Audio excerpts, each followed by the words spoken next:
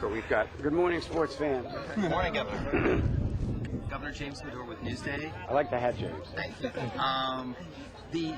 You are now submitting, I believe for the 6th time, a property tax cap. How are you going to get the Assembly to pass it if you're not doing any kind of horse trading in your talks with the legislative leaders? How do you get this done? Well, I think that where we are right now is that the type of budget that the legislature is proposing will put us back in the hole. We have had to delay payments 3 times this year for the first time in our history because we didn't have the cash to meet our obligations, and we want to avoid a 4th time. So I think that the legislature just has to have a culture change, one that the state has been waiting for decades, so that our fiscal problems can finally go away because we've addressed our obligations. So I don't know how it happens. I just know that it better happen, or it's going to delay the process even longer. Governor, this is Kyle Hughes. Won't it be a slap in the face if they come back here yet again and do not take action on your I think that it is already a slap in the face, but it's not personal. It's not my face they're slapping. It's the faces of the people of the state of New York. It's the people who unfortunately are becoming angrier and angrier because we keep cutting services and we keep delaying payments, and that's because we have made people feel that we were more able to provide resources than we actually could. We've made people think that we could spend money that we don't have. And there's a great deal of disappointment. And I think what will vanquish that, what will rehabilitate us, is a little honesty. We don't have the money. We're going to have to tighten our belts, I'd say, for another year or so.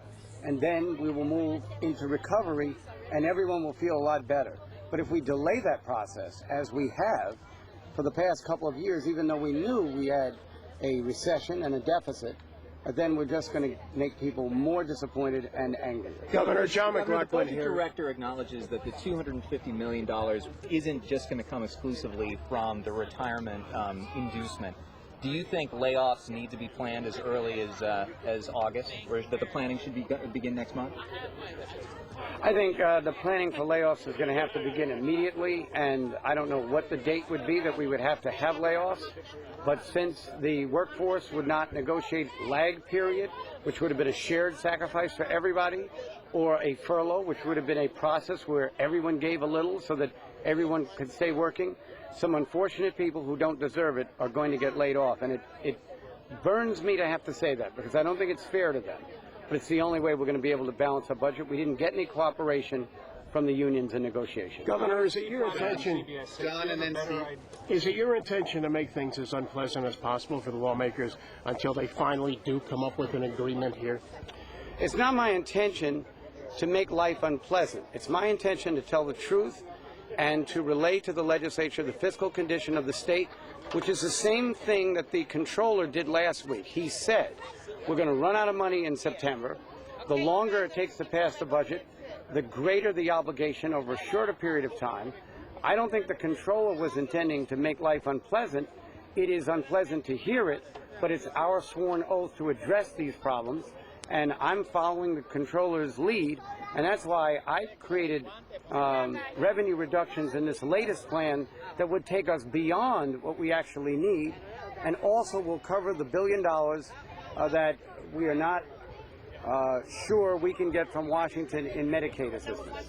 Governor Steve Clowns from CBS 6, do you have a better idea now of how many layoffs it will take to achieve the necessary savings? I can't tell you off the top of my head, Steve. It would depend on when we start the layoffs, which is why it appears we're going to have to move that date up. I sat down and worked out an agreement with the unions a year ago, but that presumed that we would get greater stimulus money from Medicaid. We've lost what may be $1 billion from that source, and everybody is going to have to make a sacrifice.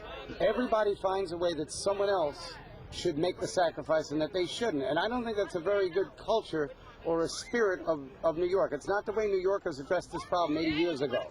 Everybody pitched in then, and everybody needs to pitch in now. So, Governor, you think the MOU that your administration signed on layoffs with FNCSEA, that's no longer in effect? It was a plan.